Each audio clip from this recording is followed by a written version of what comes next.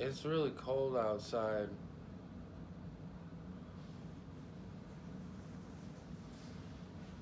Um, Hi there. I wanted to make a video about a subject.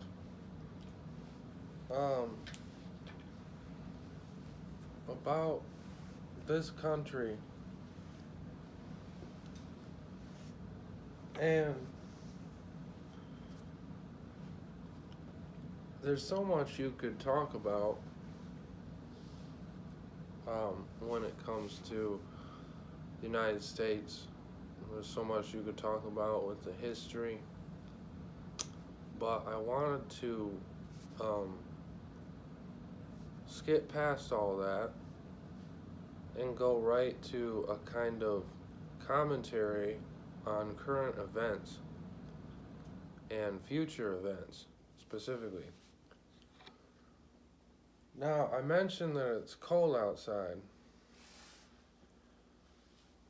but even though it's cold outside, let's say I walked outside with all my gear on and began taking it off. All my coat, all the jacket, the hat, everything. I would begin to feel the cold more and more directly because I was removing that which having it on made me warm. That is essentially what is happening in the US at this time. And that's really the point I wanted to make around this video.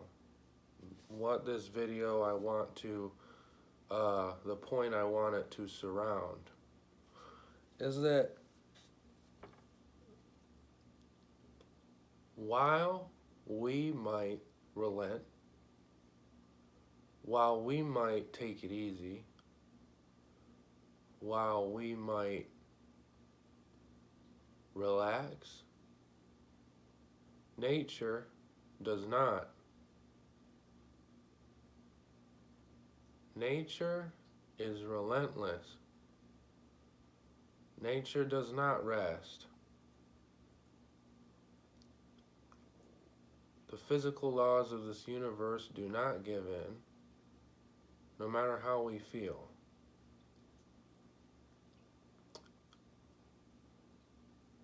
This is the same for an individual as it is for a collective, what you would call a nation. The challenge of nature is that civilization, that human beings really, ought not to be. Nature would rather keep changing and has little to no regard for preservation. The preservation of the state of things is really up to the state of things. Politically speaking, a state, a nation, is the state of things. What people, human beings, all agree is the state of things. And that state of things has to be routinely maintained by the members who call themselves that state of things. If that is not maintained, nature will swallow it.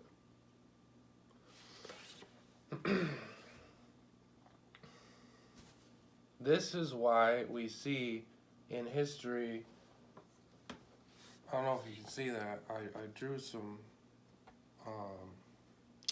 trying to get my thoughts out on paper, out on some kind of visual. I wrote an example here, talking about states through history, the consequences of different, the rise and fall of states. A good precedent example for really what's going on in the U.S. right now is ancient Rome. And what happened with ancient Rome, very simplified, because you could go on for, entire professions are made around the history of Rome, because it's a very fascinating topic. But in a very oversimplified way, Rome began as a collection of people. They started a city and they called it Rome. And these people founded their town on old Republican principles.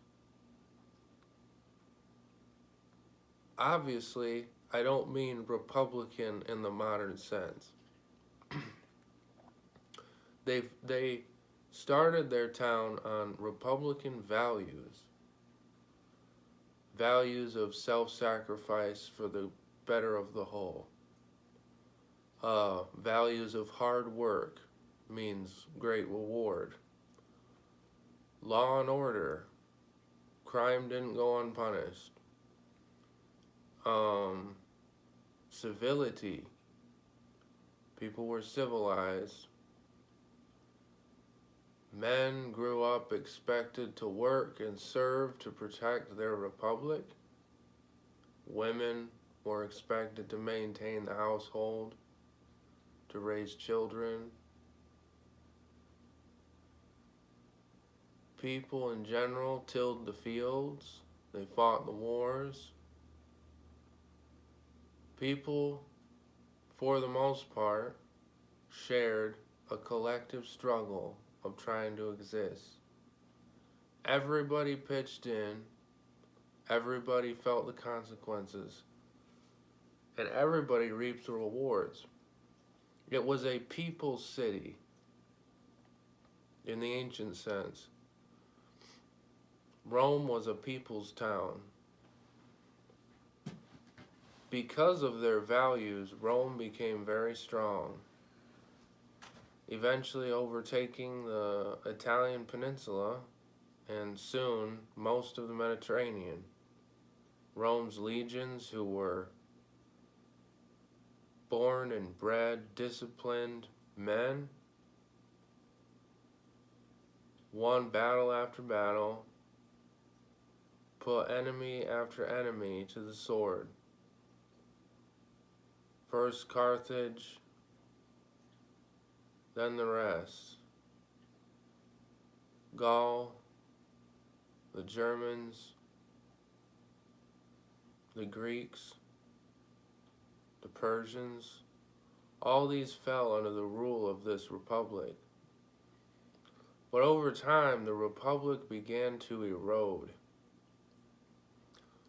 because those good but slow values were no longer good enough to sustain what the republic had become: a huge cosmopolitan conglomeration of nations and different peoples and ideas.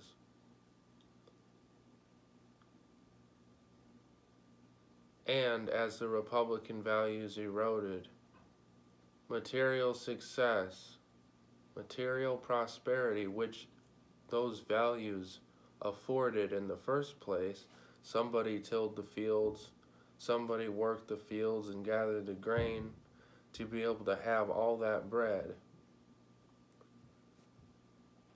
It became easier to eat the bread than harvest the wheat.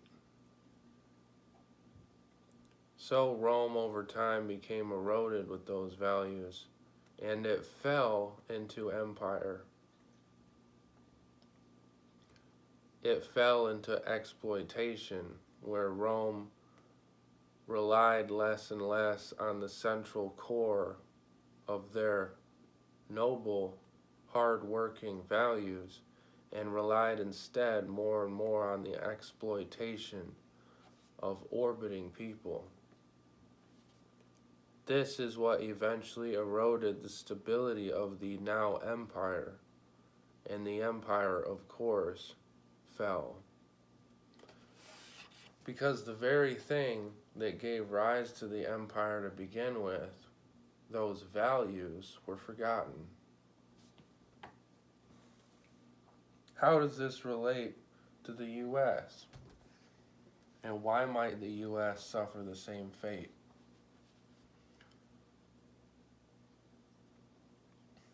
I'll just read straight from the board. We suffer the erosion and eventual loss of that collective spirit which makes states to begin with.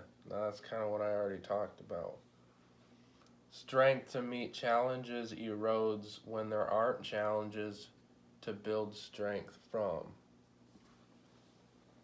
When you go work out, or when you work a job where you work your physical body a lot, and then suddenly you stop, and you stop lifting weights, your muscles begin to diminish.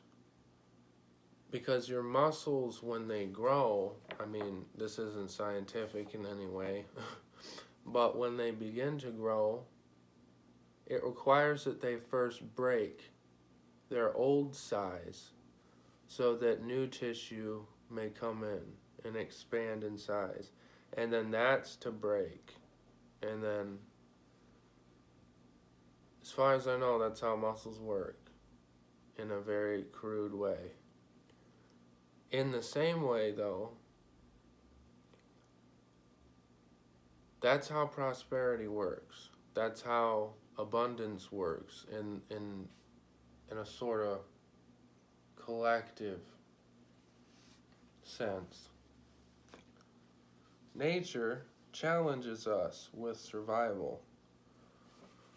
As much as we have the luxuries of grocery stores and the abundance of drinkable water, things like that, nature always finds a way to challenge us. In some way, the challenge is always there. Life is only struggle, and strength is the meeting of that struggle with principle, with values. So when you meet nature's challenge with principle or values, you get the reward of overcoming nature's challenge, which is prosperity. And that's what so far in this country we have done. We have been challenged by the environment through our own history. We've been challenged internally through civil war, civil strife. We've been challenged from outside powers, as in World War II, Pearl Harbor. There's plenty of examples where nature has visited upon this state of things great challenges, but they have been overcome by our values. And we have, in due course, received the rewards of overcoming those challenges with values. But this formula is now being lost, and that is my point. This formula of meeting nature's challenge, whatever form it might come in, is being lost. We are no longer facing challenges with values, but we are catching up with our own decadence. We are too comfortable, just as old Rome was, too drunk with wine, too knocked out, too fed. The result is that those values which bring the bread and the wine to begin with are lost. And that is why the U.S., as a state of things, may indeed fall if things aren't turned around.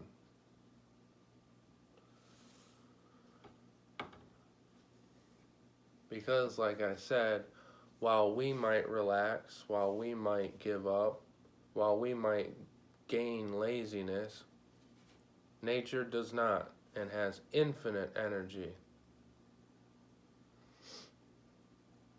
It's not reasonable to think that we too should have infinite energy, but we have generation after generation that can face the challenges of the day that the generation of yesterday didn't need to face and already conquered. But now the generations are coming about without the values, without the strength with which to face these challenges. And so the waves are overcoming us. Very sad. But it's as simple as a change of attitude. If we change our attitude, the results will change accordingly. Because nature responds to our values. When nature responds to our values and we have none, guess what nature does? Eats us alive. It erodes the foundations of our nation. It takes us by surprise. It will bring us loyally new challenges every day. And I'm afraid the growing trend is that we face them with less and less integrity with which to overcome them. This trend needs to end if we don't want an end. Because if it does not end, there will be an end. It's still cold outside. We still need our jacket and our hat. We can't throw them off.